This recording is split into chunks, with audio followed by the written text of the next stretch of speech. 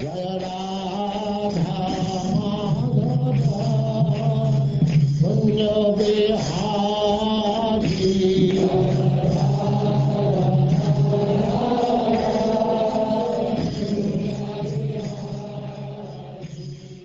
now Chapter 5, Lord Rsabhadeva's teachings to his sons.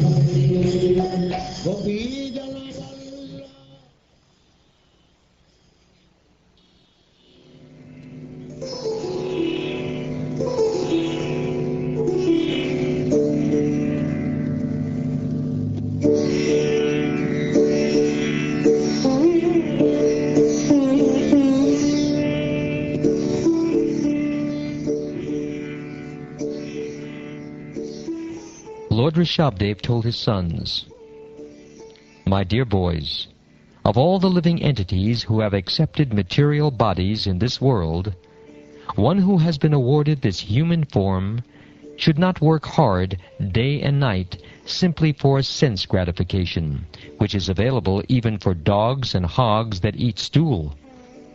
One should engage in penance and austerity to attain the divine position of devotional service.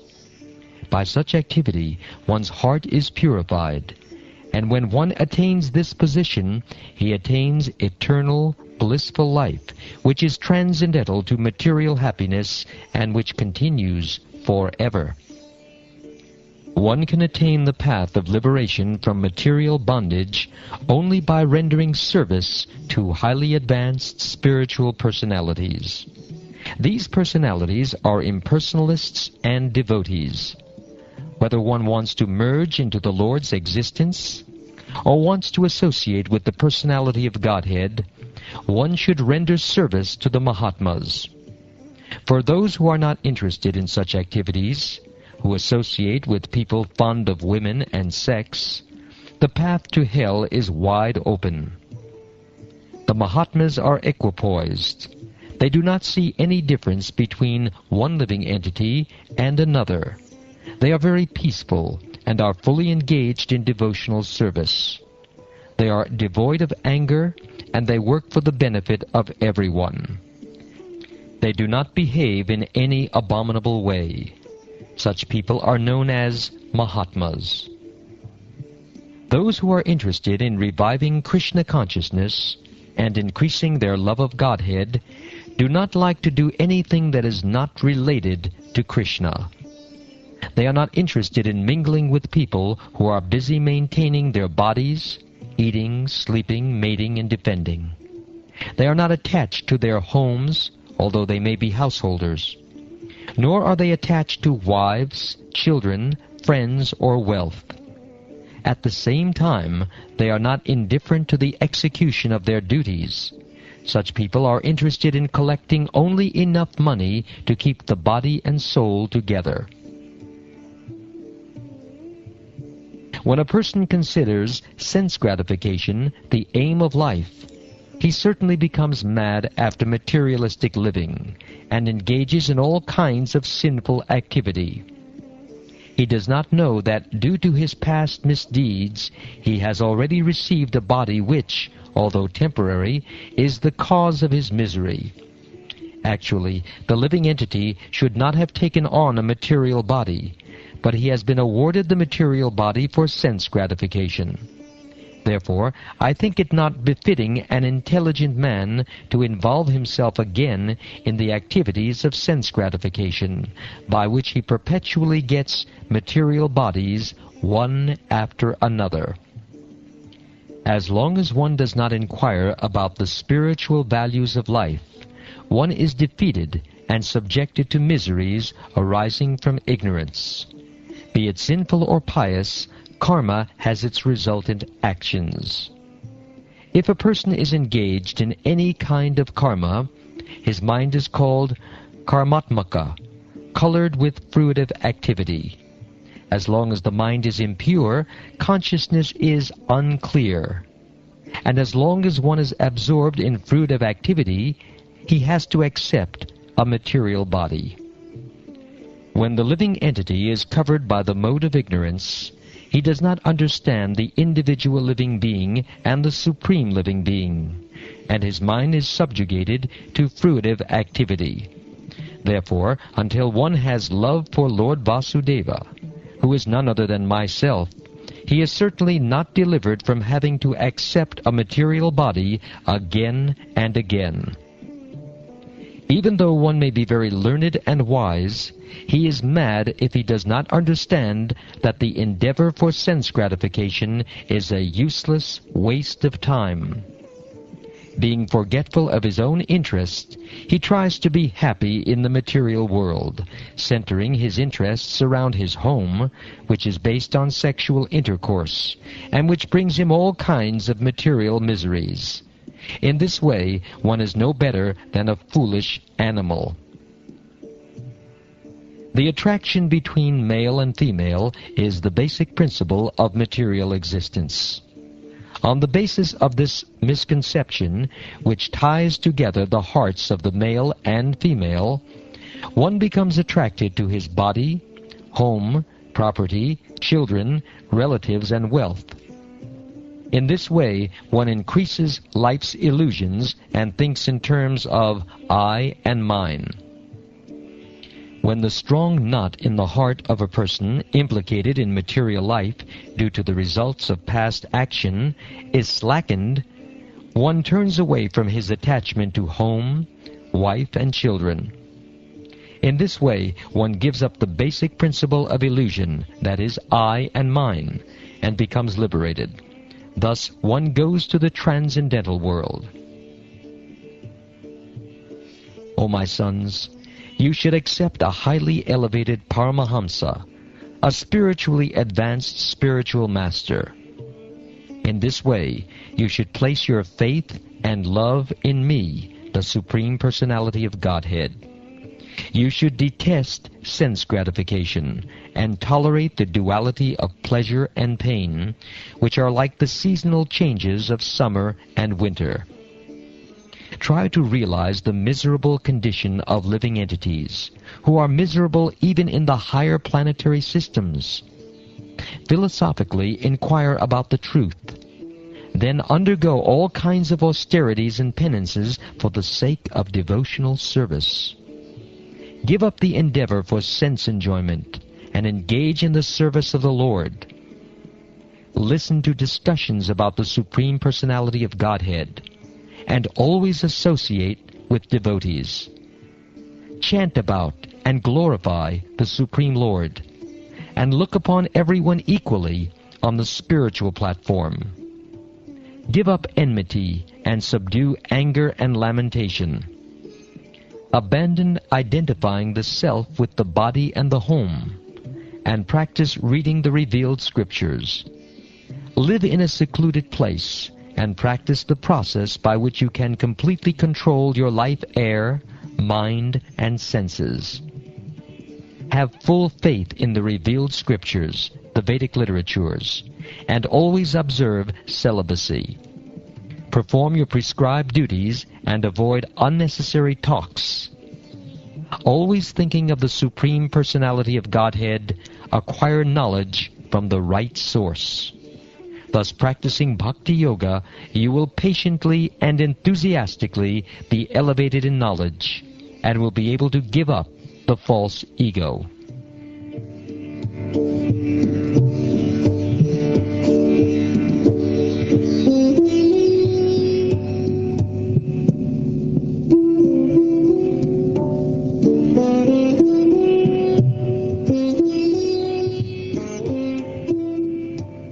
As I have advised you, my dear sons, you should act accordingly.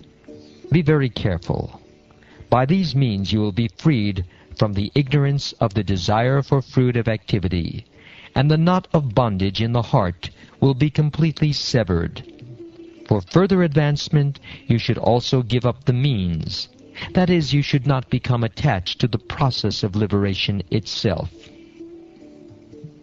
If one is serious about going back home, back to Godhead, He must consider the mercy of the Supreme Personality of Godhead, the summum bonum and chief aim of life. If he is a father instructing his sons, a spiritual master instructing his disciples, or a king instructing his citizens, he must instruct them as I have advised.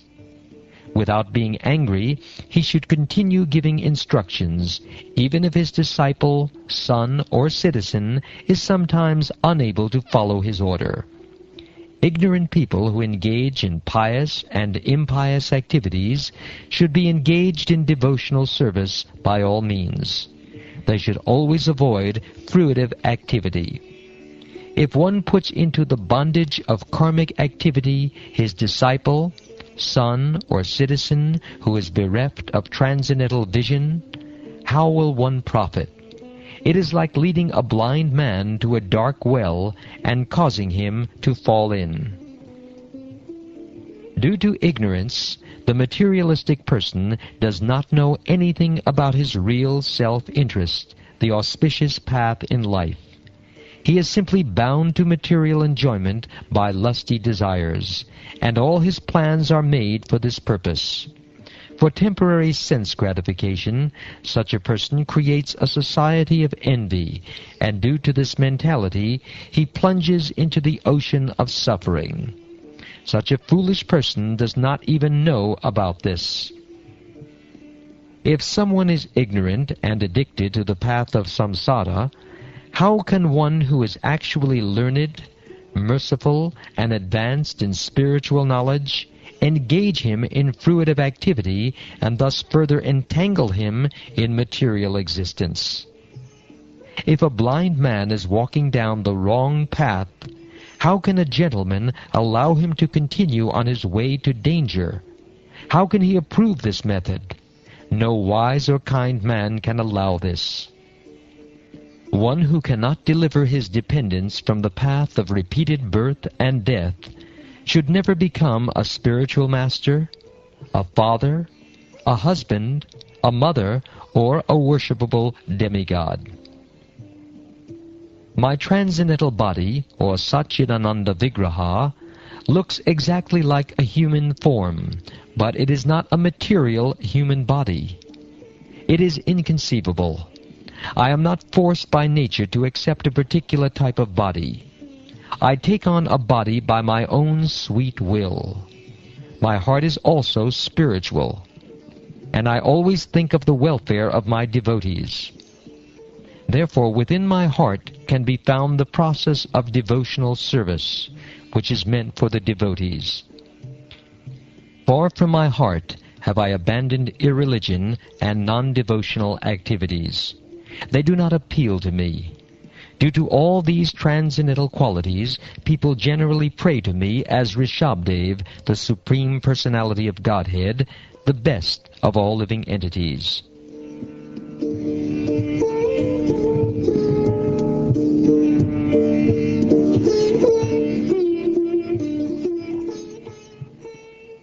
My dear boys, you are all born of my heart, which is the seat of all spiritual qualities. Therefore you should not be like materialistic and envious men. You should accept your eldest brother, Bharat, who is exalted in devotional service. If you engage yourself in Bharat's service, your service to him will include my service, and you will rule the citizens automatically. Of the two energies manifest, that is, spirit and dull matter, beings possessing living force, such as vegetables, grass, trees, and plants, are superior to dull matter, such as stone and earth, etc. Superior to non-moving plants and vegetables are worms and snakes, which can move. Superior to worms and snakes are animals that have developed intelligence. Superior to animals are human beings, and superior to human beings are ghosts because they have no material bodies. Superior to ghosts are the Gandharvas, and superior to them are the Siddhas. Superior to the Siddhas are the Kinnaras, and superior to them are the Asuras. Superior to the Asuras are the demigods, and of the demigods, Indra, the king of heaven, is supreme. Superior to Indra are the direct sons of Lord Brahma, sons like King Daksha, and supreme among Brahma's sons is Lord Shiva. Since Lord Shiva is the son of Lord Brahma, Brahma is considered superior, but Brahma is also subordinate to me, the Supreme Personality of Godhead. Because I am inclined to the Brahmins are best of all. O respectful Brahmins, as far as I am concerned, no one is equal or superior to the Brahmins in this world. I do not find anyone comparable to them. When people know my motive after performing rituals according to the Vedic principles, they offer food to me with faith and love through the mouth of a Brahmin. When food is thus offered unto me, I eat it with full satisfaction. Indeed, I derive more pleasure from food offered in that way than from the food offered in the sacrificial fire. The Vedas are my eternal, transcendental sound vibration. Therefore the Vedas are Shabda Brahma. In this world the Brahmins thoroughly study all the Vedas, and because they assimilate the Vedic conclusions, they are also to be considered the Vedas personified. The Brahmins are situated in the supreme transcendental mode of nature, Sattva Guna. Because of this, they are fixed in mind control, or Shama, sense control, or Dhamma, and truthfulness, or Satya. They describe the Vedas in their original sense, and out of mercy, Anugraha, they preach the purpose of the Vedas to all conditioned souls. They practice penance, or tapasya, and tolerance, titiksha, and they realize the position of the living entity and the Supreme Lord. These are the 8 qualifications of the Brahmins. Therefore, among all living entities, no one is superior to the Brahmins. I am fully opulent, almighty, and superior to Lord Brahma and Indra, the king of the heavenly planets. I am also the bestower of all happiness obtained in the heavenly kingdom and by liberation. Nonetheless, the Brahmins do not seek material comforts from me. They are very pure and do not want to possess anything. They simply engage in my devotional service. What is the need of their asking for material benefits from anyone else? My dear sons, you should not envy any living entity, be he moving or non-moving. Knowing that I am situated in them, you should offer respect to all of them at every moment. In this way, you offer respect to me.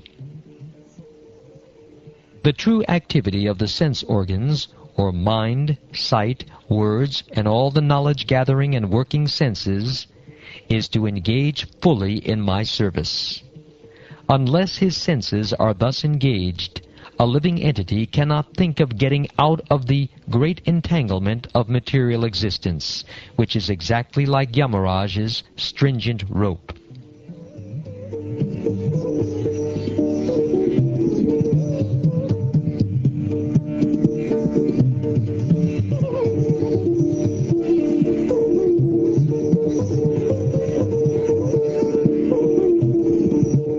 Shukdev Goswami said, "Thus the great well-wisher of everyone, the Supreme Lord Rsabhadeva, instructed his own sons. Although they were perfectly educated and cultured, he instructed them just to set an example of how a father should instruct his sons before retiring from family life. Sannyasis, who are no longer bound by fruitive activity and who have taken to devotional service after all their material desires have been vanquished, also learn by these instructions. Lord Rsabhadeva instructed his 100 sons, of whom the eldest, Bharat, was a very advanced devotee and a follower of Vaishnavas. In order to rule the whole world, the Lord enthroned his eldest son on the royal seat. Thereafter, although still at home, Lord Rishabhadeva lived like a madman, naked and with disheveled hair. Then the Lord took the sacrificial fire within himself, and he left Brahmarvata to tour the whole world. After accepting the feature of an Avadhuta, who is a great saintly person without material cares, Lord Rishabhadeva passed through human society like a blind, deaf, and dumb man, an idle stone, a ghost, or a madman. Although people called him such names, he remained silent and did not speak to anyone. Rishabhadeva began to tour through cities, villages, mines, countrysides, valleys, gardens, military camps, cow pens, the homes of cowherdmen, transient hotels, hills, forests, and hermitages. Wherever he traveled, all bad elements surrounded him, just as flies surround the body of an elephant coming from a forest. He was always being threatened, beaten, urinated upon, and spat upon. Stones, stool, and dust at him, and sometimes people passed foul air before him. Thus people called him many bad names, and gave him a great deal of trouble. But he did not care about this, for he understood that the body is simply meant for such an end. He was situated on the spiritual platform, and, being in his spiritual glory, he did not care for all these material insults. In other words, he completely understood that matter and spirit are separate, and he had no bodily conception. Thus, without being angry at anyone, he walked through the whole world alone. Lord Rishabhadeva's hands, feet, and chest were very long. His shoulders, face, and limbs were all very delicate and symmetrically proportioned. His mouth was beautifully decorated with his natural smile, and he appeared all the more lovely with his reddish eyes spread wide, like the petals of a newly grown lotus flower covered with dew in the early morning. The irises of his eyes were so pleasing that they removed all the troubles of everyone who saw him. His forehead, ears, neck, nose, and all his other features were very beautiful. His gentle smile always made his face beautiful, so much so that he even attracted the hearts of married women. It was as though they had been pierced by arrows of Cupid. About his head was an abundance of curly, matted brown hair. His hair was disheveled because his body was dirty and not taken care of. He appeared as if he were haunted by a ghost. When Lord Rishabhadeva saw that the general populace was very antagonistic to his execution of mystic yoga, he accepted the behavior of a python in order to counteract their opposition. Thus he stayed in one place and lay down. While lying down, he ate and drank, and he passed stool and urine and rolled in it. Indeed, he smeared his whole body with his own stool and urine so that opposing elements might not come and disturb him. Because Lord Rishabhadeva remained in that condition, the public did not disturb him, but no bad aroma emanated from his stool and urine. Quite the contrary, his stool and urine were so aromatic that they filled 80 miles of the countryside with a pleasant fragrance. In this way, Lord Rishabhadeva followed the behavior of cows, deer, and crows. Sometimes he moved or walked, and sometimes he sat down in one place. Sometimes he lay down, behaving exactly like cows, deer, and crows. In that way, he ate, drank, passed stool and urine, and cheated the people in this way. O King Parikshit, just to show all the yogis the mystic process, Lord Rishabhadeva, the partial expansion of Lord Krishna, performed wonderful activities. Actually, he was the master of liberation and was fully absorbed in transcendental bliss, which increased 1,000-fold. Lord Krishna, Vasudeva, the son of Vasudeva, is the original source of Lord Rishabhadeva.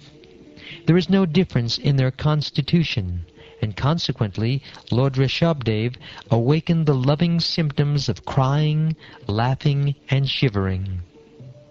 He was always absorbed in transcendental love. Due to this, all mystic powers automatically approached him, such as the ability to travel in outer space at the speed of mind, to appear and disappear, to enter the bodies of others, and to see things far, far away. Although he could do all this, he did not exercise these powers.